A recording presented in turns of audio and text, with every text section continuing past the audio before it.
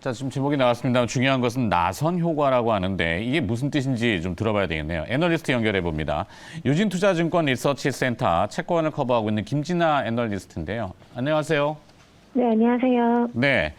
자, 미국의 1월 CPI 소비자 물가 지수가 발표됐습니다. 이걸 일단 분석을 좀 해봐야 되는데 어떻게 해부를 해볼까요? 일단 CPI 자체는 예상치보다는 좀 잘 나왔고요. 그래서 이제 어제 시장이 좀 많이 왔다 갔다 했는데 전반적으로는 좀 노이즈가 좀 있는 지표인 것 같긴 합니다. 어쨌든 디스인플레이션 자체가 둔화되는 건 좀 지금 속도감이 느리기는 한데 1월부터 이제 물가의 그 주요 지수들이 좀 개정이 됐어요. 그래서 서비스랑 주거비 비중이 좀 크게 확대되면서 기술적으로 물가가 조금 더 상승하게 보이는 그런 이제 지표이긴 했습니다. 자, 그렇다면은 향후에 연방준비제도의 금리 정책에는 어떤 영향을 줄 것인지 그 부분은 일단 이번에 디스인플레이션이 추가로 확대되지 않은 건 맞아요. 그렇지만 이제 한 달의 지표만으로 기준금리가 추가로 더 인상될 것이다라고 보는 건 약간 시기상조인 것 같고요. 이번 지표로 이제 우리가 볼 수 있는 거는 연내 이제 인하 가능성이 아무래도 조금 아직도 남아 있었는데 그게 이제 점차적으로 좀 더 소멸되면서 금리가 조금 더 올라갈 수 있다라고까지 볼 수 있을 것 같고 어제 이제 연준 주요 인사들의 매파적인 발언들이 좀 있었잖아요. 그것처럼 기존의 그런 연준 매파적 기조가 계속 유지될 수 있다라고 생각은 되고 있습니다.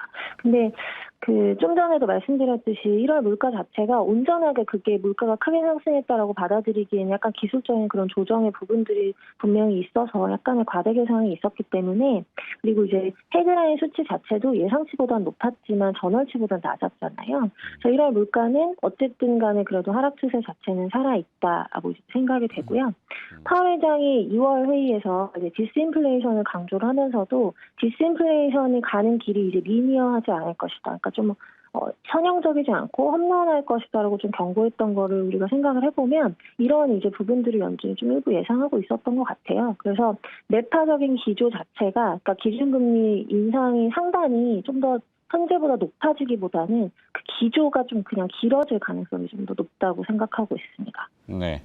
나타나는 지표하고 실제 상황하고 좀 괴리 이반이 좀 큰데 지금 장단기 금리 역전을 두고 87bp인가요? 오늘 아침에 보니까 10년, 2년 역전이 그렇게 큰데 그러면 경기 침체 가능성을 얘기하잖아요. 근데 고용 지표는 또 워낙 좋고 그래서 도대체 미국 경제가 착륙을 안 한다. 경착륙, 연착륙을 떠나가지고 이런 논란도 있던데요. 여기는 어떻게 평가하세요? 충분히 이제 고용 지표 때문에 그런 논란이 많이 나올 수 있을 것 같고요. 근데 이제 저는 개인적으로 그럴 가능성보다 연착륙 가능성 좀 더 이제 높게 보기는 해요. 일단 지표가 잘 나오고 있는 게 굳이 이제 따지려면 고용 시장이 주로 이제 잘 나오고 있거든요. 그 외에 사실 제조업이나 심리 지표, 소비 이런 것들은 부진한 흐름이 계속된 지 지금 꽤 오래됐고. 고용시장이 아무리 좋다고는 하지만 이제 경기 전체 전반에 미치는 파급 효과가 큰 이제 빅테크 쪽의 대기업 중심 감원도 계속 발표가 되고 있습니다. 메타에서도 어제 또 발표를 했고요. 그러니까 이와 같은 현상들이 계속되는 거는 경기 국면이 꺾인 그 추세가 계속되고 있다는 걸 어쨌든 반증을 하고 있는 것 같고요. 1월 고용에 대해서 그럼 왜 이렇게 잘 나왔냐, 그리고 이걸 어떻게 해석해야 되는 부분을 조금 추가로 설명을 드리면 1월 고용도 1월 물가와 마찬가지로 벤치마크 조정이 좀 있었어요. 그래서 이제 과대 개선 가능성이 여기도 있고요. 그리고 코로나 이후에 이제 투잡, 쓰리잡을 하시는 분들이 원래는 미국에 많았는데 코로나 이후에 그런 분들이 굉장히 많이 줄었다가 지금 최근에 많이 돌아오고 있습니다.